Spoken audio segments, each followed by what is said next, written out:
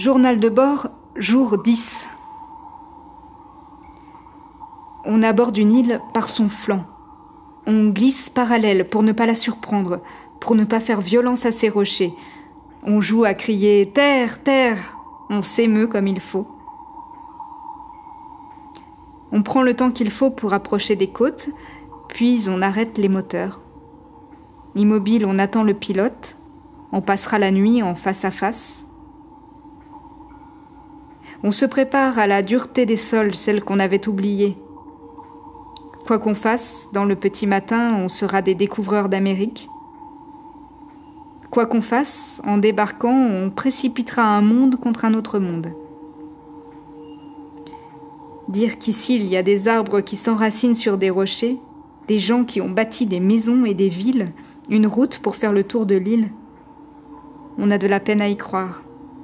On est des habitants du Rhône bleu, on se dit, des habitants permanents du Tangage. On rassemble nos affaires. Il faut bien qu'un voyage ait un début et une fin. On ne se résout pas à ne pas emporter le moteur lui-même et son boucan sympathique. On ne se résout pas à retrouver la pierre, la brique, l'herbe et le caillou. Demain, quand on posera le pied au sol, on viendra comme d'une autre planète.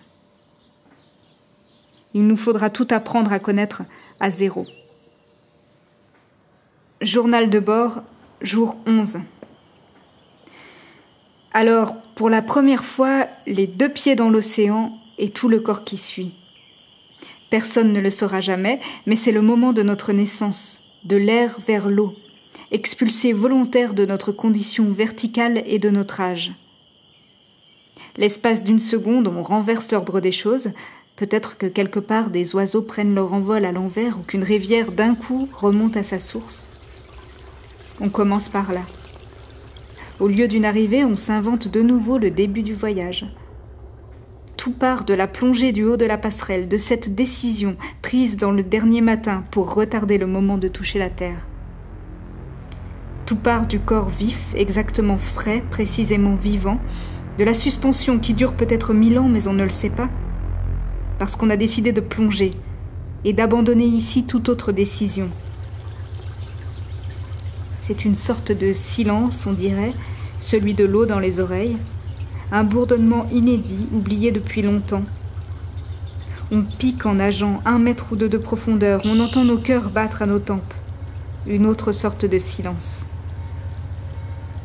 On a quitté les sons de terre et de surface. On découvre la musique de notre propre sang, tambour jusqu'à la liesse, percussion jusqu'à la transe. On découvre le sang noir des apnées et la symphonie des apesanteurs. Dans les premières minutes, on est sans intention, on glisse dans l'eau et s'y déplace avec des gestes désordonnés. On nage 1000 nages inventées autour du bateau, on fait la brasse sous l'eau, puis émerge en soufflant, on est dans nos corps. On a une énergie venue d'on ne sait où on voudrait tout essayer, tout voir, tout vivre. Le temps est revenu à son point de départ. On crie de tous nos poumons pour en être bien sûr. On n'explore rien, que notre propre chair plongée dans le liquide, que notre propre résistance aux petites vagues et aux petits courants, dans un océan de grand calme.